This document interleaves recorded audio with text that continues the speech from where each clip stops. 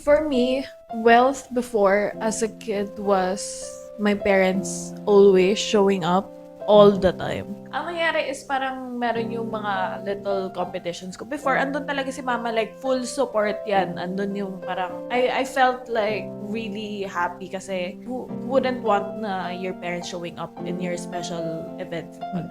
So ganon, tuwan-tuwa ako basta you simply showing up made an impact sa future wealth ko is gusto ko dapat lagi I show up for myself. In terms kapag feel ko hindi ko na kaya, I show up for myself kasi other people can. Parang feel ko ang yaman-yaman ko kapag Kompleto yung pamilya. complete family. But now that I'm independent, I can still be in good terms with them. If you want to watch the full version of our podcast, we're available on Spotify and YouTube.